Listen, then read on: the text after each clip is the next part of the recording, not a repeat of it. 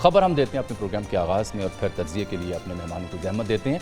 सियासी मौक़िफ़ के लिए भी मेहमानों को हम ज़हमत देते हैं। आपको याद होगा चंद हफ्ते पहले इसी खाकसार ने अर्ज़ किया था कि बड़ी अहम नोयत की जो ओहदा है वहाँ पे एक्सटेंशन हो सकती है मुद्दत मुलाजमत में तोसी। तो आज ऐसा ही हुआ, तस्दीक हो गई।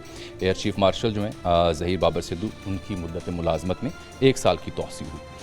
अब आ जाते हैं हुकूमत और PTI के मामलात की बात करने के लिए, क्योंकि ये बराह रास्त जुड़े हैं अवाम की किस्मत से, अवाम के सुख और चैन से।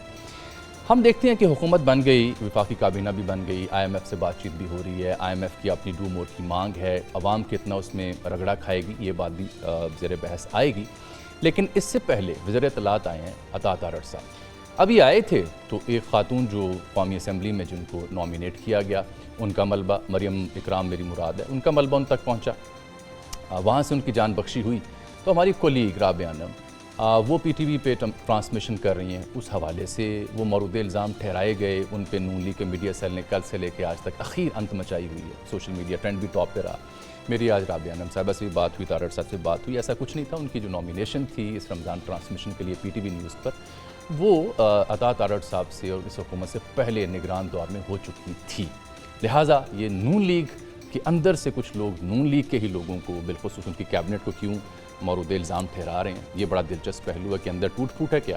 क्योंकि इसी को लेकर के फिर हम देखते हैं कि एक ऐसा हिस्सा भी है नून लीग के अंदर, तज्ज़ियाकारों का हो, सियासतदानों का, जो ये समझते हैं कि नून से शीन निकल चुकी है। ये है नून लीग की कहानी अब तक की। PTI की हम बात करते हैं तो शेर अफजल मरवत सर फहरिस्त हमें दिखाई देते हैं।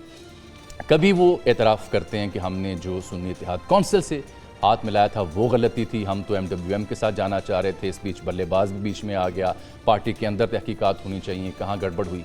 और कभी वो कहते हैं कि गुज़श्ता हुकूमत जो PTI की थी बड़ी गड़बड़ हुई थी, लोग खरबपति बन चुके हैं। जो साबका वज़ीर आला हैं KP के, वो 25 लाख रुपये रोज़ाना कमाते हैं, महमूद खान की जानिब उनका इशारा था।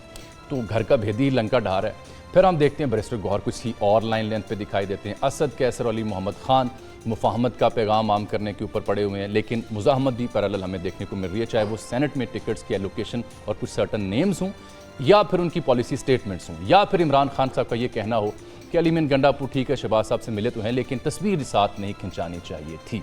तो दोनों बड़ी जमातें जो हैं, जो आपस में मिल बैठने को तैयार नहीं, उनके अंदर भी गड़बड़ हमें दिखाई दे रही है, तजाद हमें दिखाई दे रहा है। ऐसे में खुद कहाँ से मिल बैठेंगे और मेरा आपका मसला कैसे हल करेंगे, ये अहम तरीन सवाल है। और फिर क्या इमरान खान साहब खुद भी इस मैंडेट के बावजूद, इस मकबूलियत के बावजूद कुछ मिल बैठने को तैयार होंगे, और क्या जरदारी साहब मुफाहमत के लिए पहल करेंगे, हमेशा इसके लिए जाने जाते हैं। और क्या वाकई ये बात दुरुस्त है कि नून से शीन निकल चुकी है। और ख़ास तौर पर IMF की बात को लेके क्या ये भी इस्लामाबाद में सोच पाई जा रही है कि मजबूत मरकज़ हो और कमज़ोर सूबे हों। ये किसकी सोच, किसकी अप्रोच है? इन तमाम मौज़ूआत पर बात करेंगे। बिलखुसूस सोशल मीडिया ऐप्स पर पाबंदी भी ज़ेर बहस आएगी। ख़ास खबर भी आपको दूंगा प्रोग्राम के आखिर में, लेकिन सबसे पहले चलते हैं अपने पैनलिस्ट की जानिब।